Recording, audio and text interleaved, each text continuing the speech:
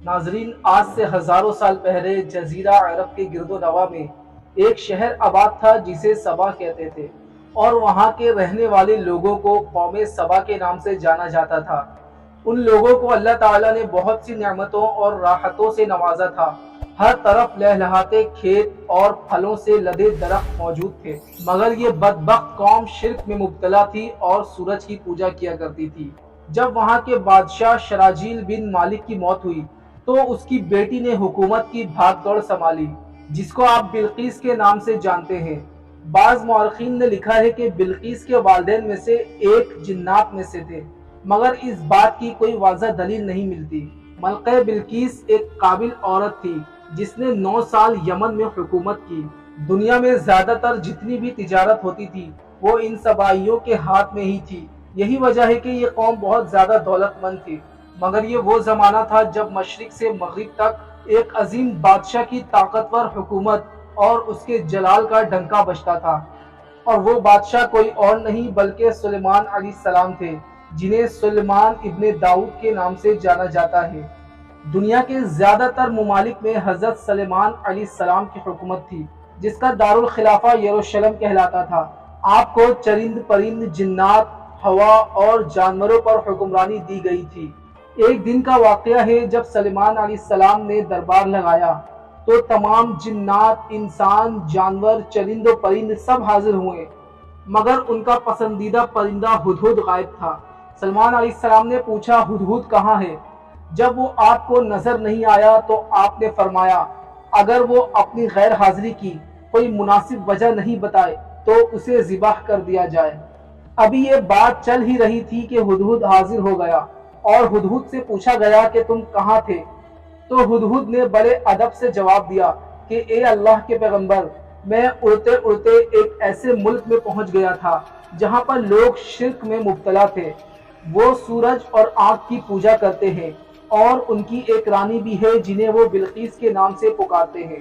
وہ ایک بہت بڑے تخت پر بیٹھ کر حکومت کرتی ہے، اور اس کے تخت پر قیمتی ہیرے زیورات جڑے ہوئے ہیں، اور اس کے پاس تمام شاہی سامان، آرائش اور نمائش کے موجود ہیں۔ تو حضرت سلیمان علیہ السلام نے کہا، اگر تمہاری بات سچ ہے تو میرا پیغام اس ملکہ کو پہنچاؤ تاکہ وہ شرک سے باز آ جائے، اور خط پہنچانے کے بعد وہاں بیٹھ کر سنو کہ وہ کیا رد عمل اختیار کرتی ہے، اور پھر آ کر مجھے خبر دینا۔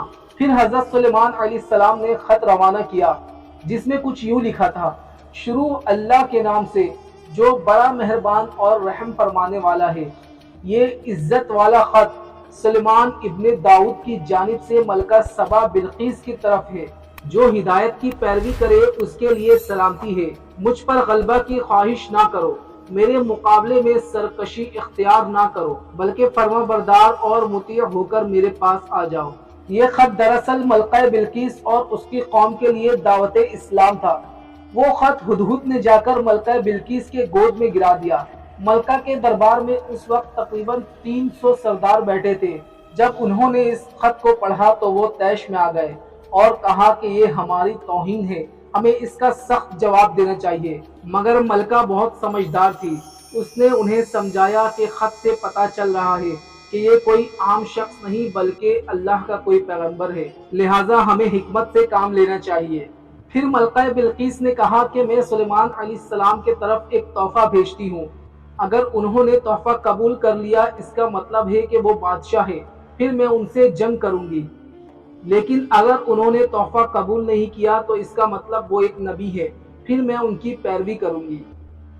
ہدہد وہاں بیٹھے یہ ساری گفتگو سن رہا تھا، پھر اس نے آ کر سلیمان علیہ السلام کو یہ ساری بات بتا دی۔ پھر حضرت سلیمان علیہ السلام نے جنات کو حکم دیا کہ شہر میں داخل ہونے والے تمام راستوں پر سونے اور چاندی کے اینٹ بچھا دیے جائیں، اور راستے کے دونوں جانب سونے سے بنے عجیب و خلقت جانور کھڑے کر دیے جائیں۔ وزراء اور عمال سلطنت کی تمام کرسیوں کو سونے کا کر دیا جائے، دربار کو ہیرے اور جواہرات سے سجا دیا جائے۔ ادھر ملکہ بلقیس نے سلیمان علیہ السلام کے نام تحائف روانہ کیے، جس میں سونے کی اینٹیں، ہیرے، جواہرات، غلام، کنیزیں اور ملکہ کا خط شامل تھا۔ جب قاصد یہ تحائف لے کر سلیمان علیہ السلام کے دربار میں پہنچا تو انہوں نے یہ سب دیکھا تو وہ بہت شرمندہ ہوئے۔ پھر حضرت سلیمان علیہ السلام نے ان قاصدوں سے کہا کیا تم لوگ مال سے میری مدد کرنا چاہتے ہو؟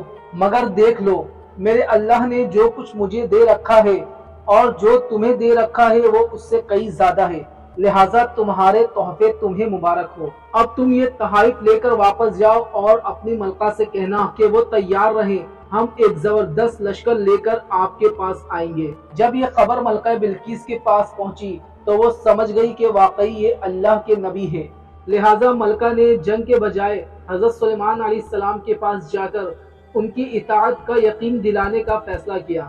جب حضرت سلیمان علیہ السلام کو یہ خبر پہنچی تو آپ نے اپنے درباریوں سے کہا تم میں سے کون ہے جو ملکہ بلقیس کے آنے سے پہلے اس کا تخت یہاں میرے پاس اٹھا لائے؟ ایک دیو قامت جن نے کہا کہ آپ کے دربار کو برخاست کرنے سے پہلے میں اس تخت کو لا سکتا ہوں اور میں اس کام کی پوری قوت رکھتا ہوں۔ لیکن وہاں پر موجود کتاب کا علم رکھنے والا ایک اور شخص تھا جس نے کہا کہ میں آپ کے پلک جھپکنے سے پہلے وہ تخت یہاں لے آؤں گا۔ پھر حضرت سلیمان علیہ السلام نے جب اس تخت کو اپنے پاس دیکھا تو وہ پکار اٹھے کہ یہ میرے اللہ کا فضل ہے تاکہ وہ مجھے آزمائے کہ میں اس کا شکر کرتا ہوں یا پھر ناشکری۔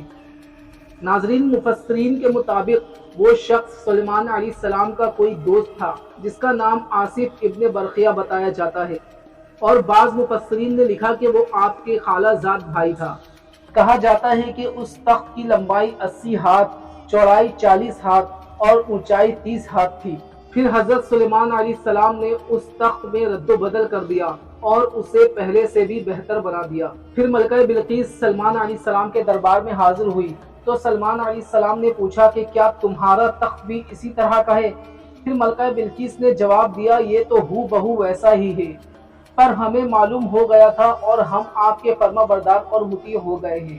ملکہ بلقیس کے آنے سے پہلے سلیمان علیہ السلام نے حکم دیا کہ ایک ایسی عمارت بنائی جائے جس کا فرش شیشے کا ہو اور نیچے پانی بہتا ہو جس میں مچھلیاں تیر رہی ہو اور کئی آبی جانور بھی موجود ہوں۔